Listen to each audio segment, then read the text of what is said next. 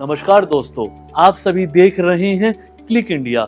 1970 के दशक में जब आर्नोल्ड ने स्टेज पर खड़े होकर पोज मारा और मिस्टर ओलंपिया का फर्स्ट टाइम खिताब जीता, तो उस वक्त वर्ल्ड और भारत सहित किसी को भी इसकी जानकारी नहीं थी। लेकिन अब वक्त बदल रहा है। 2000 के बाद बॉडी बिल्डिंग भारत में जिस तरीके से आगे बढ़ा वो किसी से छिपा नहीं है। आज लोग बॉडी बिल्डिंग के अंदर अपना करियर बना रहे हैं। हमारे साथ इस कड़ी में बड़े खास ही मेहमान मौजूद है, रजत गोयल जी, जो बॉडी बिल्डर भी है और फिटनेस ट्रेनर भी है। सर, आपका हमारे खास कार्यक्रम में बहुत बहुत स्वागत है। Thank you so much. Sir से पहले जानते हैं कि सर ने कौन कौन से टाइटल जीते हैं, क्योंकि इतने सारे टाइटल हो गए मैं तो उसको एक्सप्लेन भी नहीं कर पाऊंगा।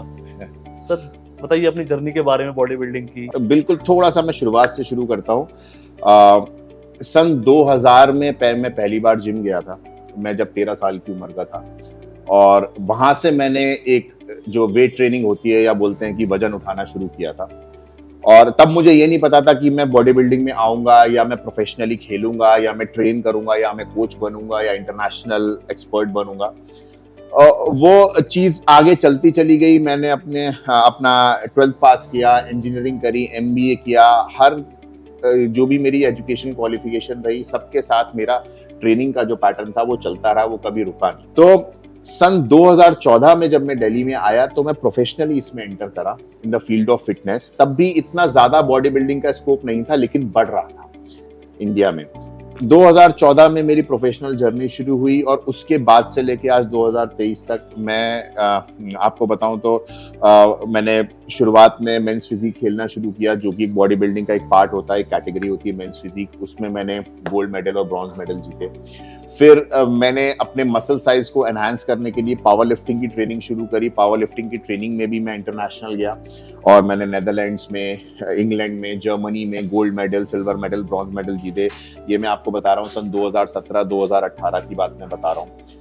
फिर उसके बाद से सिनेरियो कुछ ऐसा हो गया कि 2019 के बाद से वो 20 और 21 में कोविड आ गया, तो बहुत सारी चीजें होल्ड पे चली गई। फिर मेरे को at the end body building में आना ही था। फिर मैंने ये डिसाइड किया मैं पावर लिफ्टिंग से अब ब्रेक लेता हूँ। अब मैं फिर प्रोफेशनल बॉडी बिल्डिंग में एंटर करता हूँ कंप्लीटली 100%। तो 2021 में मैंने प्रोफेशनल बॉडी बिल्डिंग में एंटर करा और मैंने अपने पहले शो में ही ब्रॉन्ज मेडल क्रैक करा, जो इंडिया का सबसे बड़ा शो होता है, एमेच्योर ओलंपिया इंडिया मुंबई में। उसमें मैंने ब्रॉन्ज मेडल क्रैक करा और उसी के जैसा सेम ऑर्गेनाइजेशन का IFBB का शो होता है शेरू क्लासिक दिल्ली में। 2022 मई जून में मैंने गोल्ड मेडल क्रैक करा सेम उसका, और तब से लेके अब तक मैं 2 गोल्ड मेडल और 2 ब्रॉन्ज मेडल क्रैक कर चुका हूँ। और अभी भी मेरा नवंबर में एक शो है जो कि मुंबई में है, सेम एमेच्योर ओलंपिया। और अभी रिसेंटली मैं रोमानिया में खेल के आया हूँ, यूरोप में, जिसमें मैंने all over the world 4th place secure करी। I was the only Indian over there. और अभी रिसेंटली मैं 10 दिन पहले दुबई खेल के आया, उसमें मैंने all over the world 5th place secure करी है।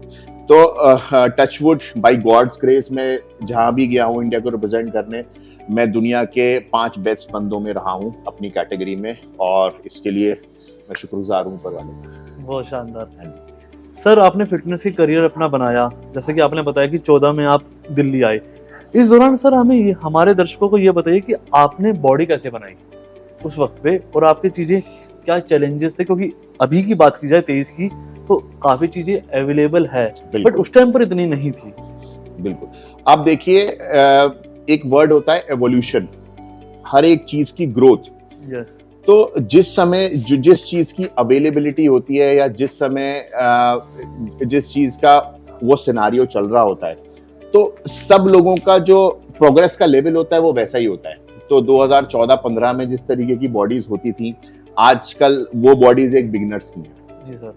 ठीक है। फिर आगे चीजें अवेलेबल हुई, कंपटीशन का जो था लेवल बहुत बढ़ गया, हल्के हल्के करके, क्योंकि ये गेम ऐसा है, इसमें आप जितना ज्यादा इन्वॉल्व रहोगे ओवर द इयर्स, आप उतनी ग्रोथ करते रहोगे। तो इट्स नॉट ओनली कि हमारे पास क्या अवेलेबल है या क्या अवेलेबल नहीं है, आपके अंदर वो कितना, आपके अंदर का जज्बा क्या कहता है कि आप कितना उससे लंबा खींच सकते हो और आपका एंड गोल क्या है, आप कहाँ जाना चाहते हैं। सर, वर्कआउट के टाइम पर मेंटल हेल्थ के लिए कितना जरूरी है उस वक्त? मेंटल हेल्थ के बिना देखिए कोई भी ट्रेनिंग पॉसिबल नहीं है। फिर चाहे आप बॉडी बिल्डिंग ले लीजिए या आप कोई और भी स्पोर्ट ले लीजिए, बिकॉज देखिए सारी जो चीजें हमारी यहीं से कंट्रोल हो रही हैं, जितने भी हमारे बॉडी के न्यूरॉन्स हैं वही हमारे माइंड को सिग्नल भेजते हैं, ठीक है। तो अगर आप एक स्ट्रेस की पोजीशन में हैं या आप किसी ऐसी चीज से जूझ रहे हैं जो आपको आपका फोकस नहीं करने दे रही आपकी एक्सरसाइज में, या आप एक न्यूट्रिशन को प्रॉपर फॉलो नहीं कर पा रहे, तो आपको वो रिजल्ट डेफिनेटली नहीं मिलेंगे जो आप लेना चाहते हो, क्योंकि your mind controls the body, right.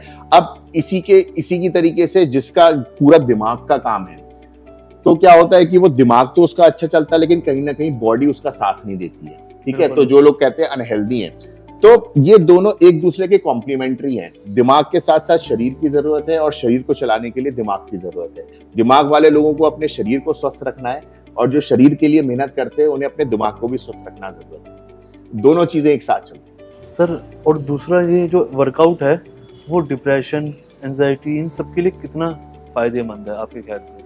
जैसा कि मैंने बताया कि माइंड और कंट्रोल किया जा सकता है, मतलब बिल्कुल करते। देखिए, जब भी हमारी बॉडी में एंजाइटी, स्ट्रेस या डिप्रेशन कुछ होता है तो उसके कोई ना कोई फैक्टर्स या रीजन होते हैं। सबसे बड़ा रीजन यही होता है कि अगर हमारे साथ कोई भी दुर्घटना हो गई या कोई हमारे साथ कोई भी एक बुरी चीज हो गई, हम उसे कॉन्स्टेंटली सोचते रहते हैं, या हमें लाखों रुपए का लॉस हो गया, या हमारा कोई नियर एंड डियर वन चला गया इस दुनिया से, तो हम कॉन्स्टेंटली उसको सोचते रहते हैं। अब क्या होता है, उसके चक्कर में आपका स्ट्रेस और डिप्रेशन कॉन्स्टेंटली उसे सोच के आपकी बॉडी वो हार्मोन्स को ज्यादा प्रोड्यूस करती है। उसका सबसे अच्छा तरीका है कि आप उन हार्मोन्स को सप्रेस करने की कोशिश करिए या उन्हें एलिमिनेट करने की कोशिश करिए फील गुड हार्मोन्स से। वो कैसे होगा? जब आप अपना दिमाग या अपनी बॉडी को कहीं और इन्वेस्ट करेंगे। तभी कहते हैं कि जो चीज आपको परेशान कर रही है, कोशिश करिए आप उस चीज से अलग हटके कुछ काम करिए, जिससे आपका माइंड डाइवर्ट हो, आपकी बॉडी के जो हार्मोन्स हैं वो डिफरेंट हो, आपको फील गुड फैक्टर हो।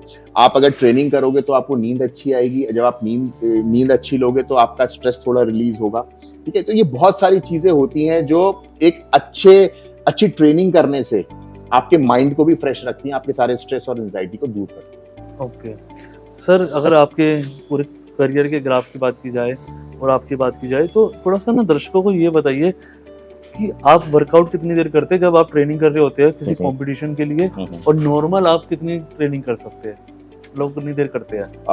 अगर एज अ प्रोफेशन देखा जाए तो देखिए, जैसे कोई इंसान अगर इंफॉर्मेशन आईटी में है, या कोई इंसान बैंकिंग में है, या बोले किसी भी सेक्टर में है, तो देखिए काम तो उसको 12 महीने करना पड़ेगा। बिल्कुल। इसी तरीके से हमारा प्रोफेशन भी यही कहता है कि हमें ट्रेनिंग और न्यूट्रिशन को 12 महीने ही वैसा रखना है, क्योंकि ये हमारा काम है, राइट।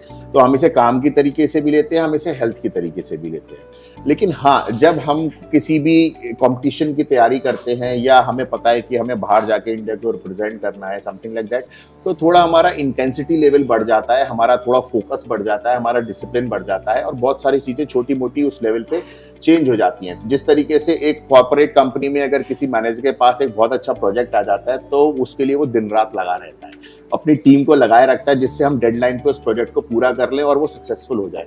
इसी तरीके से ये फील्ड है, जब हमारे सामने कोई भी प्रोजेक्ट आता है in the form of competition, तो उसके लिए हम 4 महीने, 6 महीने, 5 महीने पहले से मेहनत करना शुरू कर देते हैं, और हम डेडलाइंस तैयार करते हैं कि इतने हफ्ते पहले हमें इतना अच्छा होना है, फिर हमें इतना अच्छा होना है, और हमें पहले से बेटर होना है। प्रोग्रेसिव हमें हमेशा रहना है। सर, ये बताइए कि लोगों की जिंदगी इतनी व्यस्त है, टाइम नहीं है, तो उनको कैसे आप सलाह देना चाहेंगे कि वो फिट रह सकते हैं? जब कोई मुझसे ये बोलता है ना कि टाइम नहीं है, तो मैं उससे 2-3 चीजें पूछता हूँ बस। क्या आपने खाना नहीं खाया? क्या आपने मोबाइल पर नेटफ्लिक्स नहीं देखा? ठीक है। क्या आप सोए नहीं? क्या आपने अपने दोस्तों से बात नहीं करी? क्या आप वीकेंड पे कहीं बाहर खाना खाने नहीं गए? ठीक है। क्या आप संडे या सैटरडे को ज्यादा देर तक नहीं सोए? क्या आपने किसी फ्रेंड की या रिलेटिव की शादी मिस करी, या किसी का बर्थडे था तो क्या वहां पर नहीं गए? तो अगर आप बिजी होते तो शायद ये सारे काम भी आप नहीं कर पाते, राइट। अगर देखा जाए तो फिटनेस के लिए हमें ज्यादा कुछ चाहिए ही नहीं, हमें केवल अपने टाइम को ऐसा सेट करना है कि वो 40, 50, 60 मिनट हमारी जिंदगी के या एक दिन के वो हमारे लिए हो, ठीक है ना। आप ऐसा मान के चलो, आप गाड़ी तो 50 लाख रुपए की ले आए, राइट, लेकिन आपने उसकी सालों साल सर्विस नहीं करवाई, तो क्या होगा, एक टाइम पे वो खड़ी ही हो जाएगी, फिर वो आप उसे ना आगे लेके जा पाओगे ना पीछे लेके जा पाओगे। लेकिन हर टाइम टू टाइम अगर आप उसकी सर्विस कराओगे, ठीक है, और उसका ध्यान रखोगे, उसकी सफाई कराओगे, तो वो सालों साल चलेगी। तो हमारी बॉडी तो देखिए 24 घंटे काम कर रही है। कोई भी दुनिया में ऐसी गाड़ी नहीं है जो 24 घंटे चलती हो, फिर भी टाइम टू टाइम उसकी सर्विस होती है। जब हमारी बॉडी की गाड़ी 24 घंटे काम कर रही है, तो हमें उसे रोज सर्विस की जरूरत है। हमारी बॉडी की सर्विस कौन करेगा? जब हम उसके हाथ पैर हिलाएंगे, जॉइंट्स हिलाएंगे, उसकी मसल्स को एक्टिवेट करेंगे, उसकी नसों में जो है खून अच्छे से दौड़ेगा। तो ये तरीका है। जब आप कभी भी ये सोचें कि आपके पास टाइम नहीं है, तो आप उन सारी एक्टिविटीज को ध्यान से देखें जो आपके लिए जरूरी नहीं है।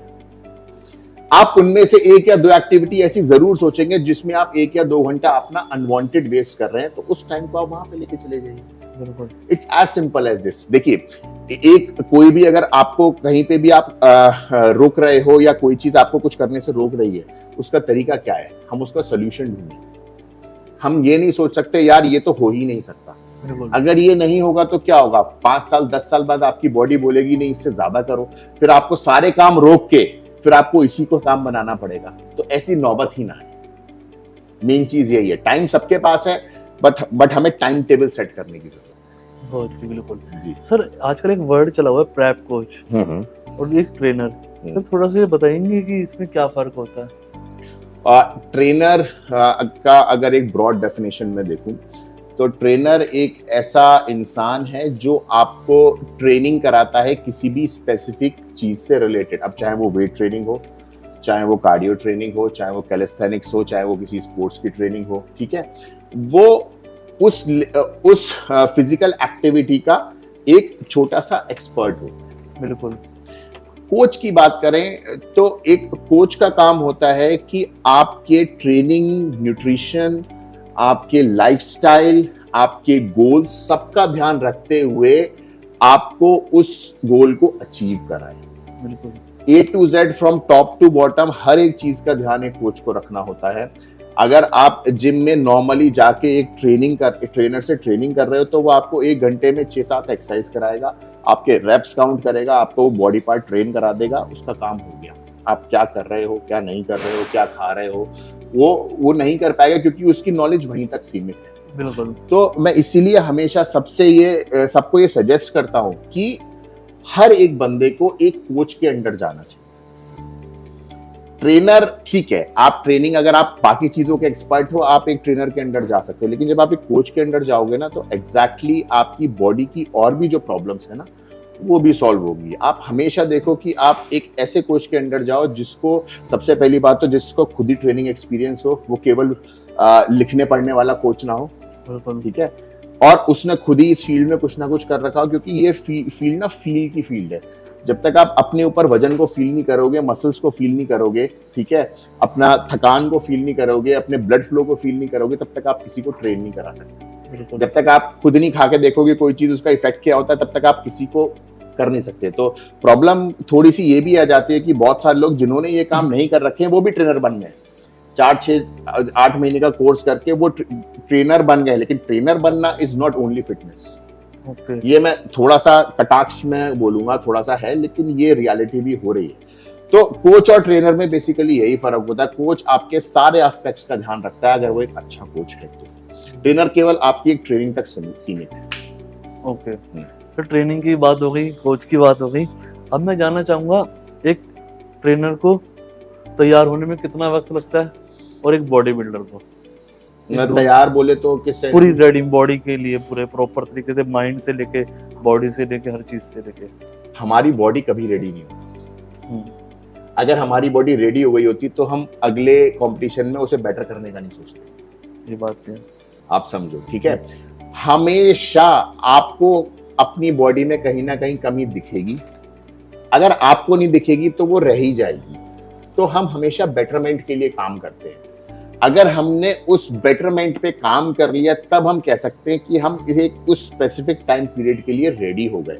लेकिन फिर हो सकता है आपसे और अच्छा आ जाए, तो आपको और अच्छे के साथ कंपटीशन करने के लिए रेडी होना है। फिर आप और अच्छे हो क्या हो गए, फिर और अच्छा होना है। बिकॉज सी देखिए, इसकी कोई सीमा नहीं है। आप एग्जाम में भी बैठते हो तो आपको नहीं पता कि आपके पास किस तरीके का क्वेश्चन आ जाएगा। आप हो सकता है हार्डेस्ट क्वेश्चन तैयार करके गए हो, लेकिन उसका भी हार्ड क्वेश्चन आ जाएगा। तो अगली बार आपको और अच्छी तैयारी करनी पड़ेगी, राइट। तो इसी तरीके से इस फील्ड का है। तो एक बॉडी को ये नहीं पता कि वो ट्रेनर है या कोच है या बॉडी बिल्डर है। बॉडी को तो हमें उस हिसाब से तैयार करना पड़ता है। कितने, अगर आपका एक्सपीरियंस है 5, 6, 8, 10 साल का, ठीक है, तो ऑब्वियसली बात है आप किसी ना किसी फेज से, स्टेजेस से गुजर चुके होंगे। आपकी बॉडी ने बहुत सारी तरीके की ट्रेनिंग्स देख रखी होंगी। ये एक्सपीरियंस पे डिपेंड करता है, ये आपके डेजिग्नेशन पे डिपेंड नहीं करता। बहुत सारे अच्छे अच्छे कोचेस हैं जो बहुत ही कम टाइम में उन्होंने अपना, आई शुड से कि कम टाइम उन्होंने अपने गेम को दिया, लेकिन बहुत अच्छे कोच बने। बहुत सारे ऐसे अच्छे अच्छे बॉडी बिल्डर्स हैं जो कोचिंग नहीं कराते। आप समझ रहे हो, बहुत सारे आप, जैसे आर्नल्ड श्वार्ज़नेगर है, वो कोचिंग नहीं कराता, आपको टिप्स दे देगा लेकिन वो कोचिंग नहीं कराता। ऐसे बहुत सारे लोग हैं।